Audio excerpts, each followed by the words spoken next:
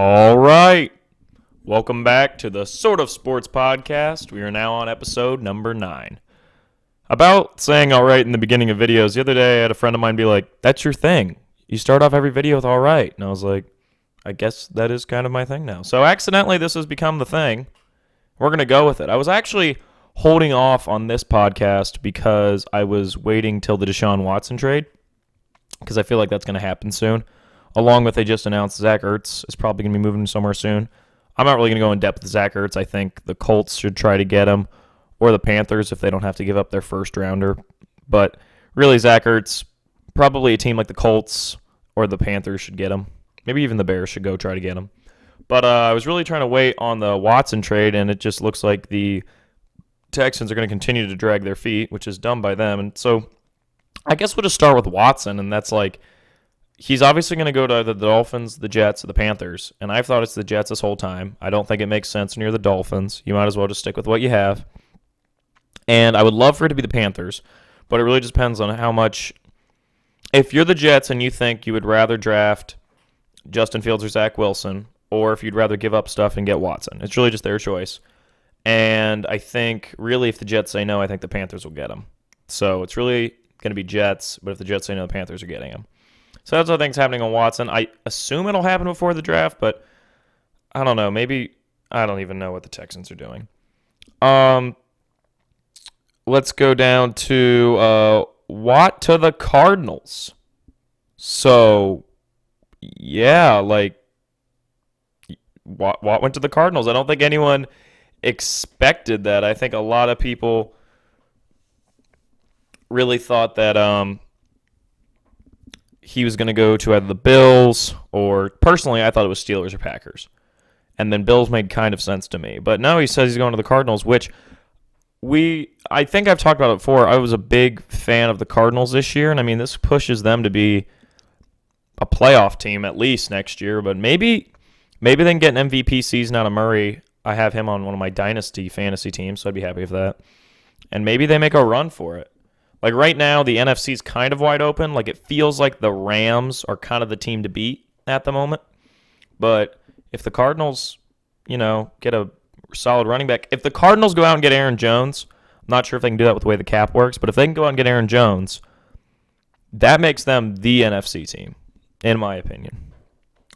Mac Jones is gaining a lot of steam in the draft. I find that interesting. I think he's probably going to end up maybe getting taken higher than Trey Lance, which is pretty crazy. I do still think he's a really good option for the Patriots if they don't go out and get Garoppolo. But we'll see there. But I think that's probably the way to go with Jones. And I really want the Panthers to get Zach Wilson, as I've said before. Big Ben's re-signing. I think when you're the Steelers, you still try to get Kyle Trask. I think that's what makes sense if he's still there on the board. But maybe they want A.J. Harris more, and they just wait till next year. But I think that's a dangerous game you're playing there because this is obviously his last year. Last thing with NFL, sorry we breezed through that. There was just kind of many things. As Russell Wilson's not leaving Seattle, right? Right? Like, there's no way. And it will be freaking crazy if he does. I don't think he will. I really don't think he will, but that would be insane. So that's my thoughts on that is, holy crap, I don't think so. But, like, it's incredibly possible. I just don't think it'll happen. So let's move down to NBA. Last night was the All-Star game. I greatly enjoyed that. And, Giannis won MVP. I thought really with the All-Star game, I love the new way with the Elam ending. I think it's more competitive. Granted, it's the All-Star game. It's really not super competitive to begin with, but this adds a little more competitiveness to it. And some of the guys near the end were trying. I was listening to Bill Simmons' podcast, and he was saying about, like, Damian Lillard kind of in the fourth quarter was like, wait a minute, I could maybe get MVP. And so he started shooting more, but to me, Curry felt like the MVP, and then like the third quarter rolled around, he wasn't doing as hot, and Giannis was just kicking. And my friend Blake said to me, he's like, he hasn't missed yet, right? He said that in like mid-second quarter, and then, the announcers realized it about at halftime.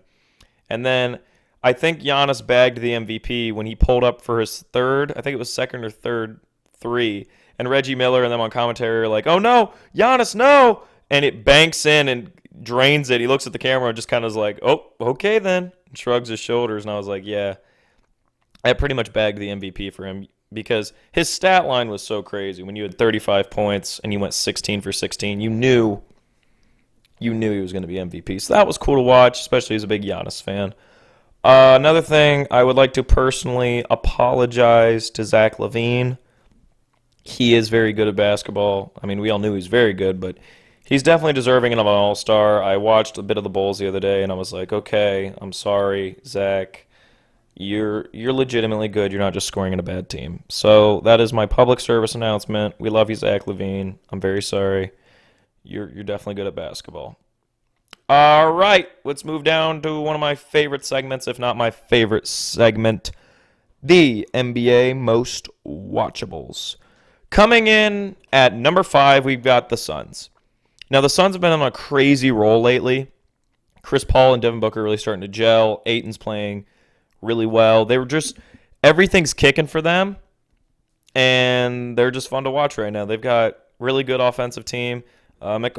Michael Bridges is good, and then Cameron Johnson ain't too bad either. So like they've got some fun guys. Really, the story, of course, is Booker. Booker's where it's at. So yeah, I think that's really what it is that the Suns are a fun team to watch. And let's move down to number 4. Number 4, first time on the list, the Warriors. Just because Curry's playing out of his mind, and it's fun to watch him when he gets hot. Like, when he gets hot and he's making everything, it's just really entertaining. I can't argue with that. I don't think anyone would argue with me about that. He's an incredibly entertaining player when he gets going. So, yeah, I don't know what else to say about the Warriors. They're not winning the most games at the moment, but, you know, he's just really fun to watch. Like, I was watching, like, if you watch the All-Star game, you know, when he just dribbled around, got double-teamed, lost the ball. This is all in the same possession, of course. You're getting double-teamed, lost the ball, picks up the ball, and then just looks around and is like, okay, I guess I'll shoot it. And chucks it from 3. And I'm just, okay, wow. Okay, then. He's that good. He's definitely, in my opinion, the greatest shooter of all time. A top 5 point guard ever. So, yeah, definitely a fun team to watch. 3 is the Sixers. They're still on the list just because Embiid, you know, he's playing crazy. Playing like an MVP because I think he is the MVP. We'll talk more about that later. He's doing everything right. I mean, I don't know what else you need to say. If you already watch the Sixers, they're fun to watch. They play really good basketball. Ben Simmons is playing the defensive year of his life. And they got fun guys off the bench. Shake Milton. We're going to talk more about Shake in a bit. I really like watching Shake Milton, but we'll talk. I've got a whole segment dedicated to Shake Milton just because he's so much fun. And they got Therese Maxey, and he's pretty good. He's interesting. I will say the Knicks almost made it on the most watchables. They might be on here next week. I'm not sure. Well, next podcast. I don't know if I'll do one next week because I've also got an announcement for the end of the podcast. I got a lot of things I'm just teasing for right now. We'll move over to number 2. They moved up because they're just so freaking fun, and that's the Hornets.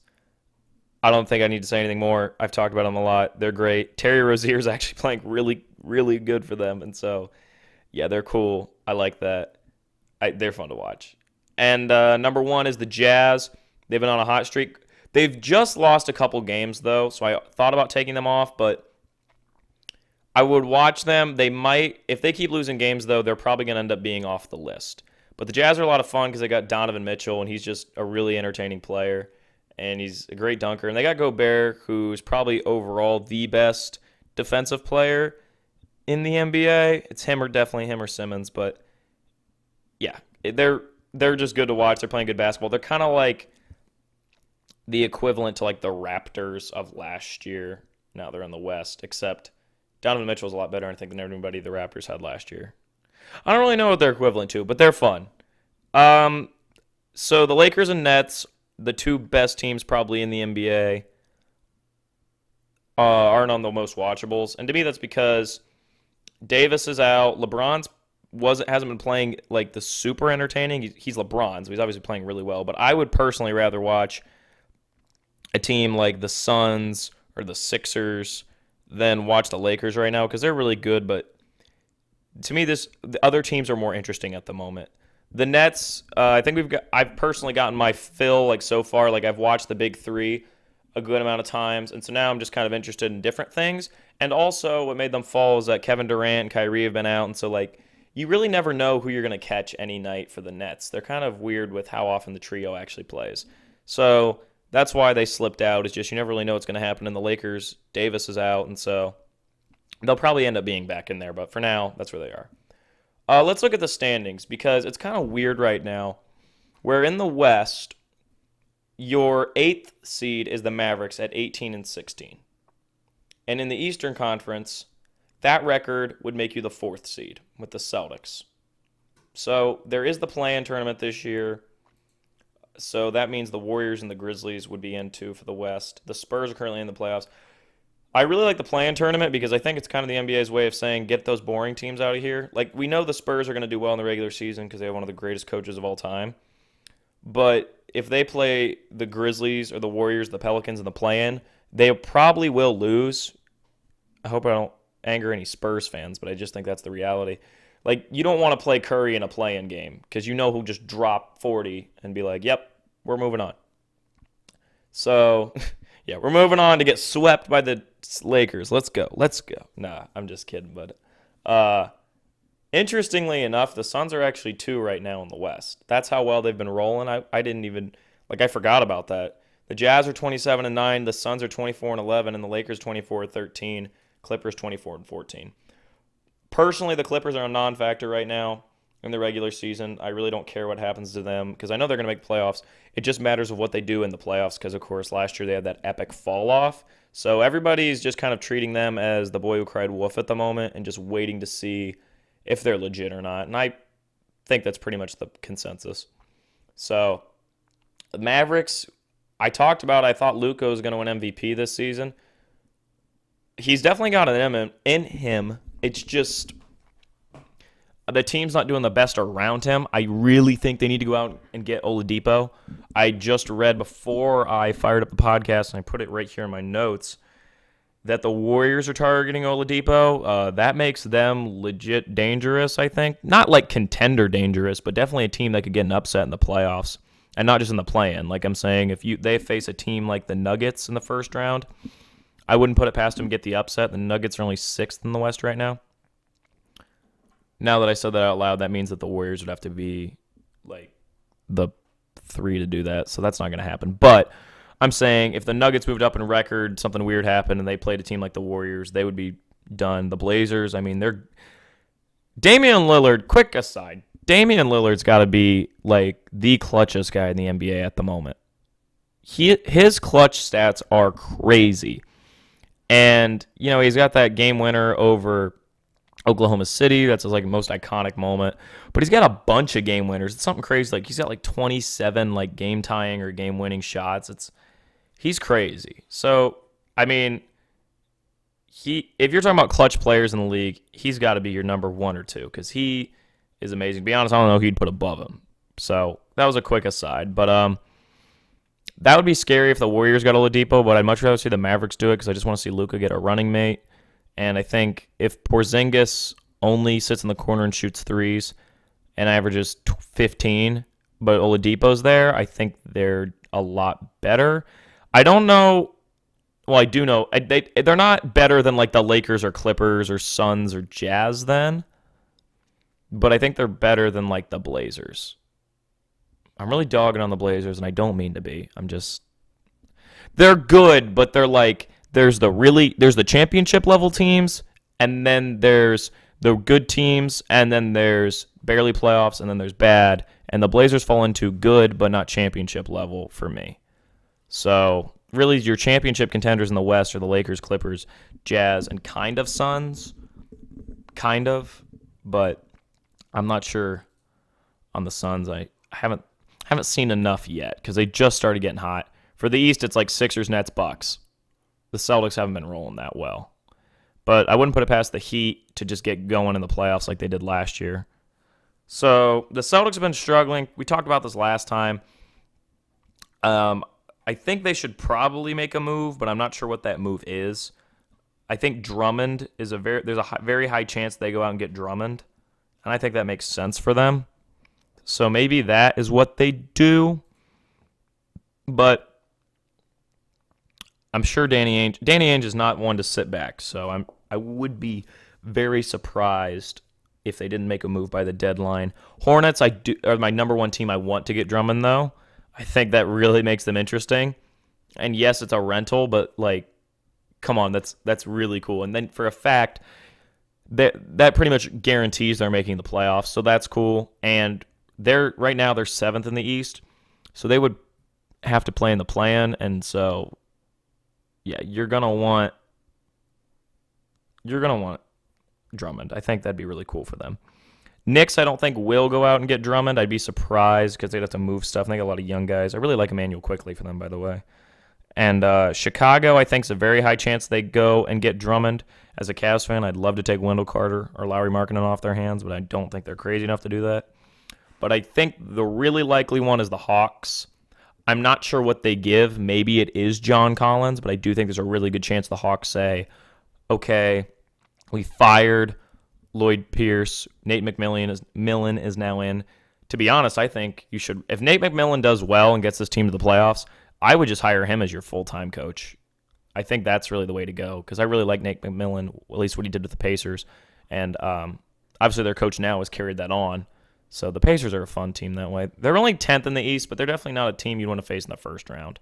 So, yeah, Nate McMillan, maybe that's the move with Drummond, but I think most likely it is probably Hawks Celtics. I think there's a good amount of chance that the Bulls go get him, a pretty good chance the Hornets, but really the Nets aren't because they just got Blake Griffin. So my thoughts on the Blake Griffin thing, really nothing huge. It's just like, okay, you're going to probably play, once every 3 games. Maybe he'll play. I don't think he'll play every game because he's having so many injury problems, but it definitely just makes the Nets a scarier team. They're in a league. It's really weird because we've got this great league of duos. All these duos. Like if I read you the top 5, top 6 teams each conference, it's like, okay, Jazz, you got Gobert and Donovan. Suns, you've got not Mitchell. Why did I say Mitchell? I was thinking about Donovan Mitchell, I guess. Booker and Paul. Lakers, LeBron and Davis. Clippers, Kawhi and George. Blazers, McCollum, Dame. And then it's like Nuggets, Murray and Jokic. Spurs, DeMar and DeJounte Murray. Maybe, I guess. And then Mavericks, Luka, Porzingis, maybe Luka Oladipo with Porzingis on the side. Warriors, Steph Curry is just a lone dog. And then it's like in the East, Embiid, Simmons for the Sixers. The Bucks, Giannis and Drew with Chris Middleton kind of. And then the Celtics, Brown and Tatum. And then Smart's out there helping. The Knicks, they're just fun. Randall's the best guy on their team. I love Julius Randle this season. He's been great. I'm so happy he made the All-Star game. He is wonderful, and I hope this isn't a fluke season because he's legit. And, if the Knicks become a contender in the next 5 years, he'll be a key part of that, and I'll be so happy. He's had such a cool mid-career surge, and I just really find that fun. I'm just really happy for Julius Randle, and I hope the Knicks want to keep him and help him be a key part of building towards a good team. I'm proud of the Knicks for finally getting their stuff together.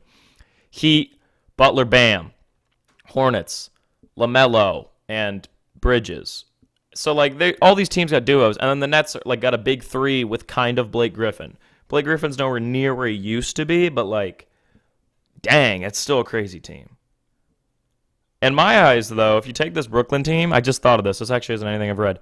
Take this Brooklyn team and put it back in 2013, and that is the craziest team, ever. Durant, Kyrie, Harden, Griffin, and DeAndre Jordan. That team's insane. Play that against the 2017 Warriors because that's 2013 version of that team. Maybe 2014 would be better, but it might be 2014 might be better.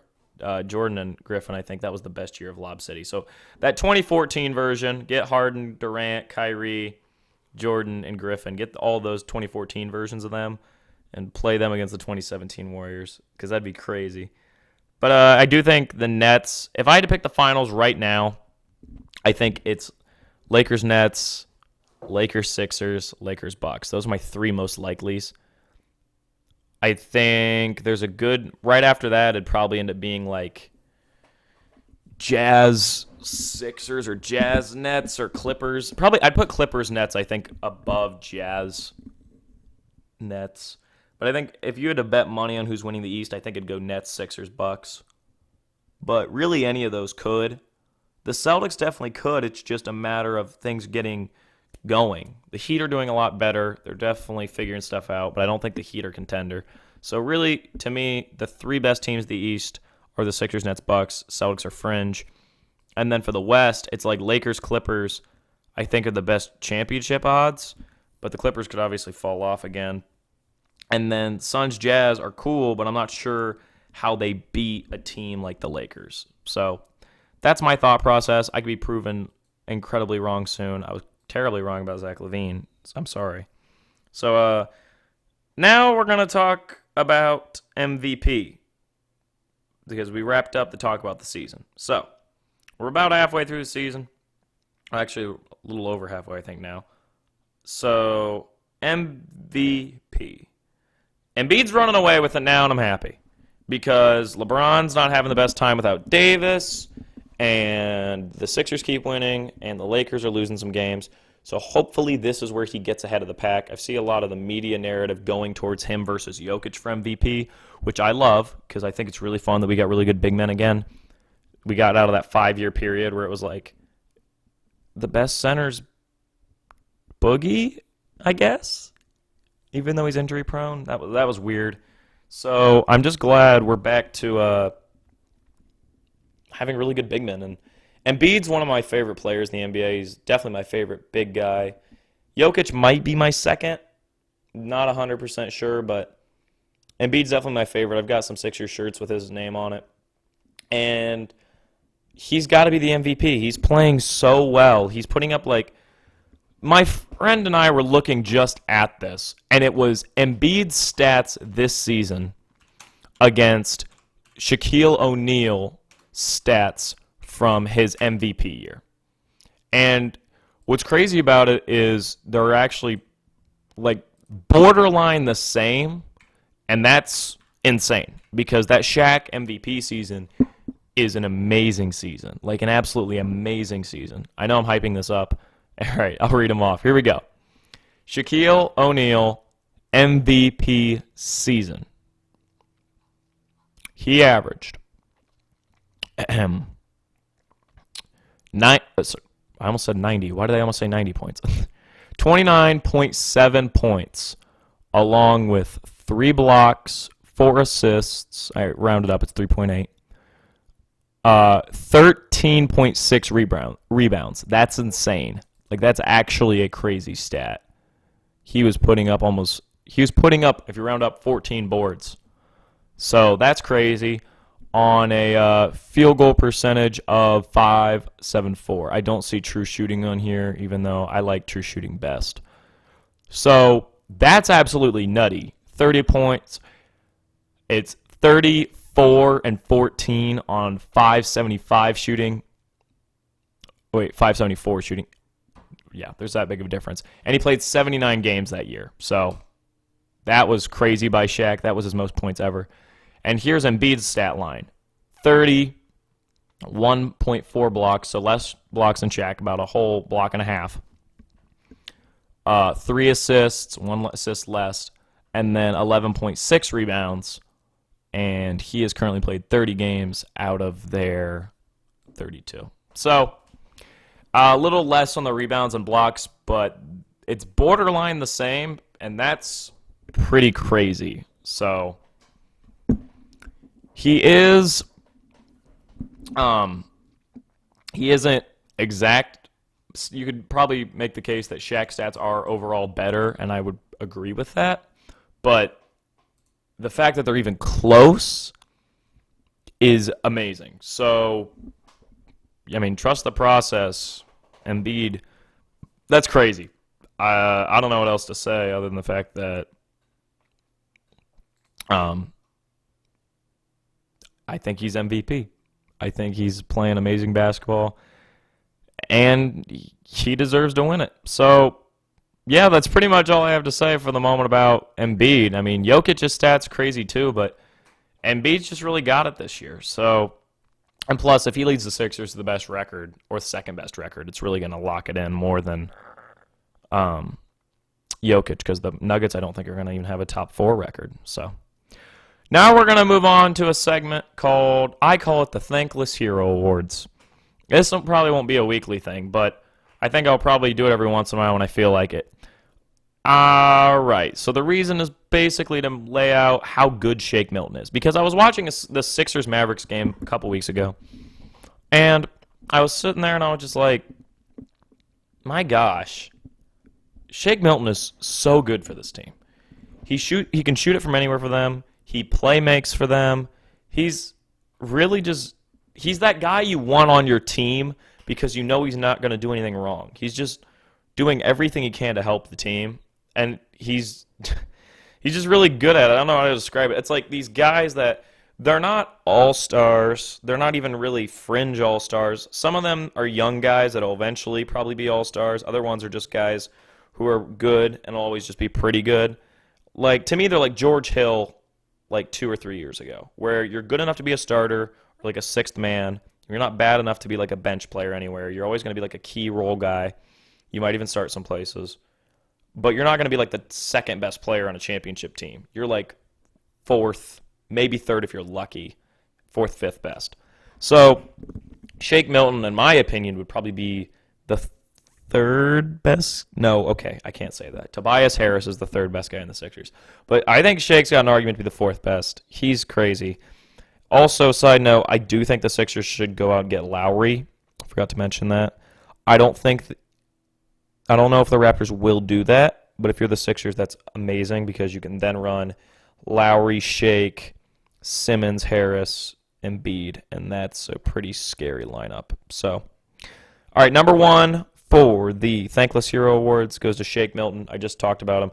Just watch any Sixers game, and he's just like stunning to watch. He's only in his 3rd year in the NBA, drafted, I think, the 54th pick out of Southern Methodist College. So that 2018 draft is crazy. About like the 2018 NBA draft, in my opinion, has a chance to go down as one of the greatest of all time. I mean, the top 5 picks were Ayton, Bagley, Doncic, Jaren Jackson Jr., and Trae Young, and I wouldn't classify any of them as busts, especially if Marvin Bagley gets traded to the Cavs like I hope he does. I think the Cavs could really turn his career around. That was a quick aside that had like 3 points in it. Shake Milton is just so much fun to watch. If you were going to watch any Sixers game, just pay attention to Shake Milton, number 18. He's great. He's becoming one of my favorite players in the NBA, period. He's just a lot of fun to watch. And his name's freaking Shake. Like, that's fun. So he's just a guy you want on your team. He plays hard on defense. He can shoot, and he's really good playmaking-wise. So he's just a lot of fun to watch. Another guy, Dante DiVincenzo for the Bucks. Now, here's one that I think has a chance to be like a fringe all-star in a couple years.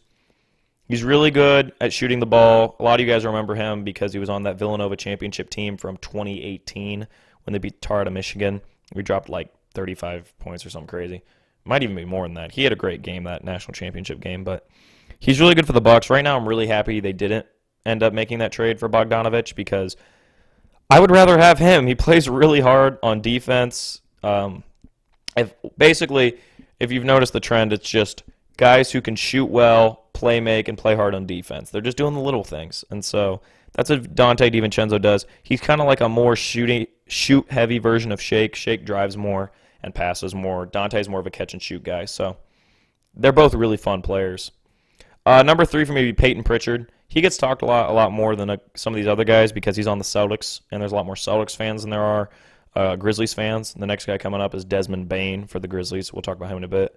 Peyton Pritchard was a second-round pick this year. I want to say he was 32nd, so quite the steal for them.